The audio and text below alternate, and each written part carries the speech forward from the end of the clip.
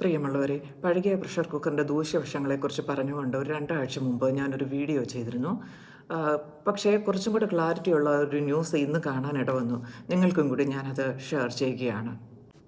പ്രിയമുള്ളവരെ, കേരള കൗമുദിയിലാണ് ഈ ന്യൂസ് കാണാനിട വന്നത്. ഈ ലക്ഷണങ്ങൾ കണ്ടാൽ ഉടൻ പ്രഷർ കുക്കർ മാറ്റിക്കോളൂ, എക്സ്പയറി ഡേറ്റ് ഇതിനും ബാധകമെന്ന് ഡോക്ടർ. അപ്പോൾ ഇത് ഏത് ഡോക്ടറാണ് പറഞ്ഞതിരിക്കുന്നത് എന്നുള്ളത് കൺസൾട്ടൻറ്റ് മിനിമൽ ആക്സസ് ഓർത്തോപെഡിക് സർജനും സ്പോർട്സ് ആൻഡ് എക്സസൈസ് മെഡിസിൻ സ്പെഷ്യലിസ്റ്റുമായ ഡോക്ടർ മനൻ വോറയുടേതാണ് വീഡിയോ. എന്തൊരു വീഡിയോയിലൂടെ അദ്ദേഹം പറഞ്ഞിരിക്കുന്നതാണ്.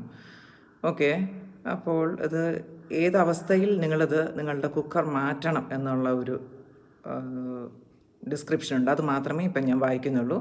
കുക്കർ മാറ്റാനുള്ളത് എപ്പോൾ? 10 വർഷത്തിലധികം ഒരു കുക്കർ ഉപയോഗിക്കരുത്. കുക്കറിന് നിറവ്യത്യാസമുണ്ടെങ്കിൽ ഉടനടി മാറ്റുക.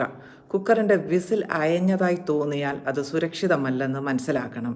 നിങ്ങളുടെ ഭക്ഷണത്തിൽ ലോഹത്തിൻ്റെ രുചി അനുഭവപ്പെട്ടാൽ അത് ഒരു വലിയ മുന്നറിയിപ്പായി എടുത്ത് ഉടൻ തന്നെ കുക്കർ മാറ്റുക.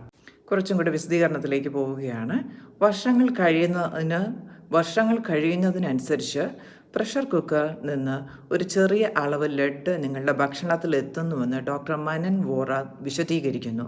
ലെഡ് ശരീരത്തിൽ നിന്നും എളുപ്പം പുറത്തേക്ക് പോകില്ലെന്നും ഇത് കാലക്രമേണ രക്തത്തിലും അസ്ഥികളിലും തലച്ചോറിലും അടിഞ്ഞുകൂടുമെന്നും അദ്ദേഹം വ്യക്തമാക്കുന്നു.